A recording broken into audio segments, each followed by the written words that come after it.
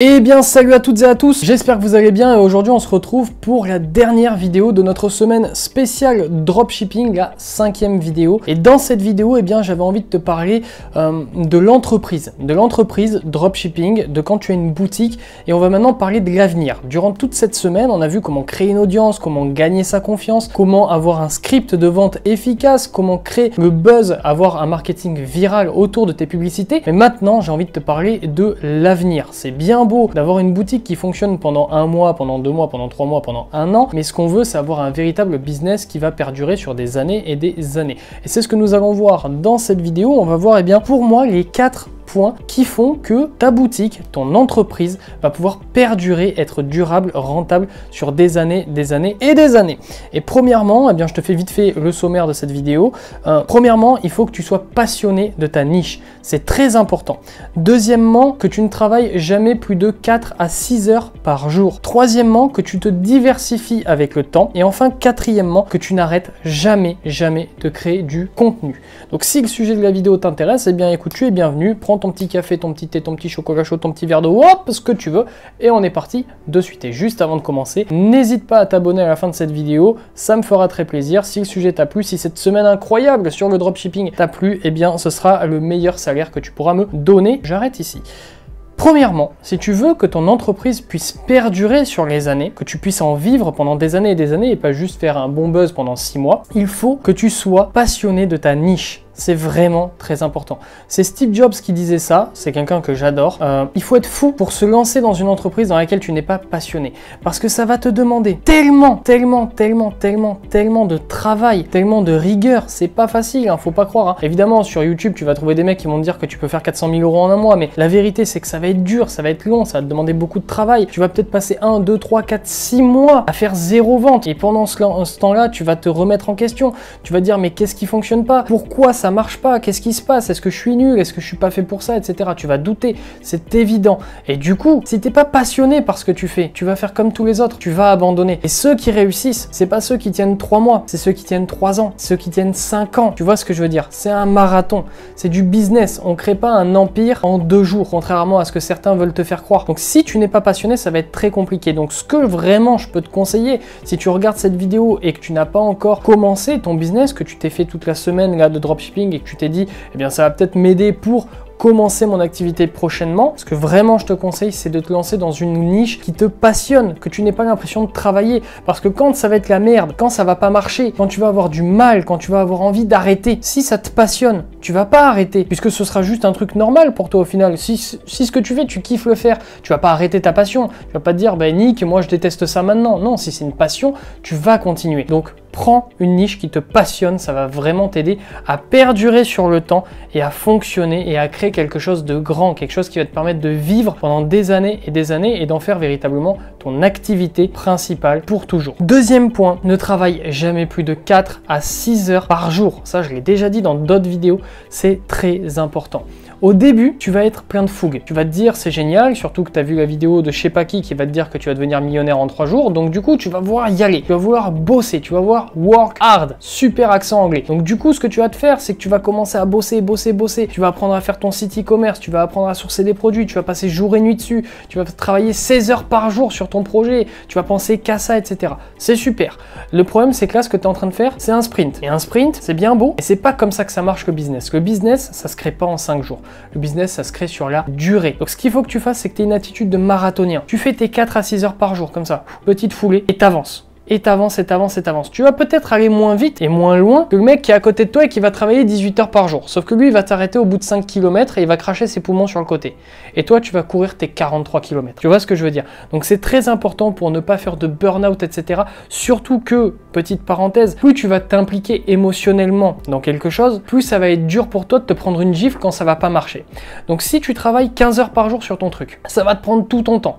Tu vas plus vivre. Quand ça va pas marcher, c'est toute ta vie qui va s'effondrer. Parce Parce que forcément, comme tu fais que ça toute la journée, bah, qu'est-ce qui va se passer quand ça va pas marcher? Tu auras tout perdu.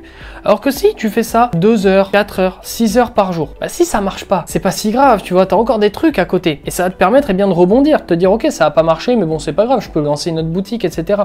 Mais si tu donnes tout ce que tu as dès le début et que ça fonctionne pas, et malheureusement, je suis désolé, je suis obligé de te ramener vers la réalité, mais la vérité, c'est que très certainement au début, ça ne va pas marcher. C'est comme ça, c'est la vie. Évidemment, peut-être que ça va marcher du premier coup, mais la plupart du temps, au début, ça va être compliqué. C'est normal, tu vas apprendre ton métier, tu vas apprendre une nouvelle activité. Ça va prendre du temps à masteriser ce truc, et petit à petit, ça va fonctionner. Mais si au début, tu te donnes à fond et que ça marche pas, la claque dans la gueule, elle va être très difficile à digérer. Donc travaille 4 heures par jour en moyenne, ce sera très bien au début. Ensuite, tu pourras intensifier un petit peu plus le rythme, mais au début, ce sera très bien. Troisièmement, diversifie-toi avec le temps.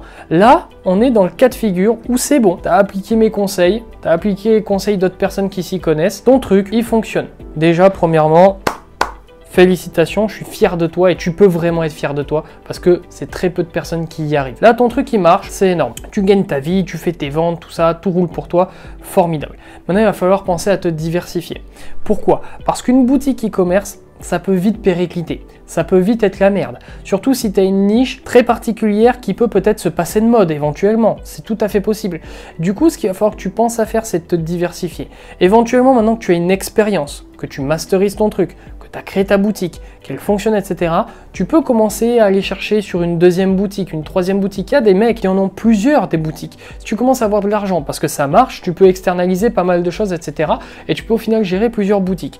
Donc ça te permet de te diversifier. Tu peux faire des investissements divers et variés, acheter un maximum de Dracofeu 1999 PCA 10 holographique, je sais pas quoi, qui valent 50 millions d'euros. Tu peux faire des trucs comme ça. Mais ce que je veux dire par là, c'est juste au final l'expression ne pas mettre tous tes œufs dans le même panier. Si tu veux avoir une entreprise, et je ne te parle pas d'une boutique, une entreprise qui va fonctionner et devenir tout simplement entrepreneur toute ta vie, tout miser sur une seule boutique, ça peut être compliqué sur la durée. Donc c'est un petit conseil que je te donne, c'est ma troisième astuce, troisième conseil. Une fois que ça marchera pour toi, commence à réfléchir à comment tu peux faire pour te diversifier, histoire de ne pas trop prendre de risques. Très important. Quatrièmement, n'arrête jamais de créer du contenu sur tes réseaux sociaux, sur ce que tu veux. N'arrête jamais. Si tu as une boutique qui vend, c'est l'heure de l'exemple, si tu as vu toutes les vidéos, on s'est fait pas mal d'exemples, tu vends des sacs à main pour femmes. Ok, tu vends des sacs à main, c'est super. La boutique, elle fonctionne, tu as appliqué mes conseils, tu as bien réussi, hop, ça marche. Mais si au bout d'un moment, tu n'as plus aucune présence sur Internet, tu vas disparaître. Point barre. C'est aussi simple que ça. Et si tu te dis que... Oula, j'ai perdu ma voix. Si tu te dis que c'est parce que tu fais 40 000 euros de chiffre d'affaires par mois, ce qui est énorme, ça veut dire que ça peut pas t'arriver. Regarde la télé, un coup, juste une fois, regarde la télé. Qu'est-ce que tu vois comme pub? Honnêtement, je sais pas, Pampers, les couches pour gosses. Tu crois qu'ils sont pas bien implantés? Tu crois qu'ils font pas un sacré chiffre d'affaires? Pourtant, ils continuent à exister. Ils sont toujours une présence. Ils créent du contenu au final. Une publicité, la publicité Apple, c'est une création de contenu. Ils créent du contenu et ils s'arrêtent jamais. Apple, tu crois qu'ils font pas un bon chiffre d'affaires? Si, et pourtant, est-ce qu'ils arrêtent de créer du contenu? Non. Et ça marche avec n'importe quelle marque. Il ne faut jamais que tu disparaisses de l'esprit des gens. Parce que sinon, ta courbe de chiffre d'affaires, elle va faire comme ça. Et toi, on va te dire comme ça, d'accord? Donc n'arrête jamais de créer du contenu, continue, encore et toujours. Peut-être qu'une fois que tu seras très connu, tu pourrais éventuellement baisser ta quantité de contenu. Comme on l'a vu dans la première vidéo de la semaine, moi je te recommandais 1 post par jour sur Facebook et 2 posts par jour sur Instagram. Une fois que tu seras huge, que tu seras connu, etc., tu vas pouvoir diminuer éventuellement, évidemment, mais n'arrête jamais totalement d'ancrer. Ça va te permettre de garder cet aspect durable. Tu existeras toujours. Donc voilà, petit résumé de cette vidéo qui au final est une conclusion à cette semaine de dropshipping. Petit résumé, comment faire pour avoir une entreprise, une boutique qui va marcher sur les années et les années. Premièrement, trouve une niche dont tu es passionné, parce qu'au début, quand ça va être la merde, que tu vas douter que ça va pas marcher, si tu n'es pas passionné, tu vas abandonner. Et ce serait dommage. Deuxièmement, ne travaille jamais plus de 4 à 6 heures, 4 heures on va dire par jour en moyenne, histoire de ne pas t'essouffler. Le but c'est de pas d'aller le plus vite possible, le but c'est d'aller le plus loin possible. Troisièmement, diversifie-toi. Une fois que ton truc il marche, pense à ne pas mettre tous tes œufs dans le même panier, parce que si le panier il se casse la gueule, ça peut être très mauvais pour toi. Et enfin, quatrièmement, n'arrête jamais de créer du contenu, reste présent, continue à alimenter tes réseaux sociaux, continue à avoir une présence en ligne, une présence dans l'esprit des gens pour ne pas disparaître. Voilà, c'est tout pour cette vidéo. Tu peux quitter la vidéo si ça te fait plaisir. j'en ai fini pour les conseils, là, donc tu peux partir. Maintenant faire un petit message de fin, donc voilà. Avant tout, merci, déjà ça me fait très plaisir que tu aies regardé ces 5 vidéos sur le dropshipping, sur la création de contenu. J'ai un petit peu hésité au début à faire cette série parce que il y a beaucoup de gens qui détestent le dropshipping. Voilà, le dropshipping a une image de merde sur internet à cause de tous les scams, etc. qu'il y a pu avoir, mais je me suis dit quand même que je pouvais apporter quelque chose aux gens.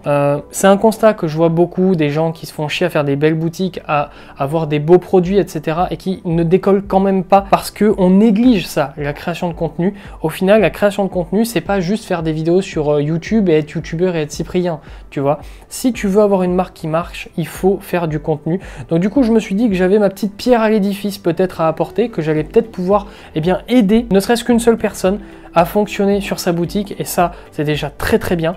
Donc voilà, je me suis dit que j'allais te faire cette semaine et j'espère que ça t'a aidé, j'espère que ça t'a appris des choses. Si tu as regardé les 5 vidéos et que tu arrives là et que tu m'écoutes faire mon blabla, eh bien vraiment n'hésite pas à commenter la vidéo, à me dire ce que tu en as retiré, à me dire ce que tu as appris, à me dire ce que tu aimerais que j'améliore. Je pense à l'avenir, alors pas de suite parce que là je viens de m'en faire 5 d'affilée, mais plus tard refaire certainement des vidéos pour essayer d'aider les gens qui ont des boutiques e-commerce à créer du contenu.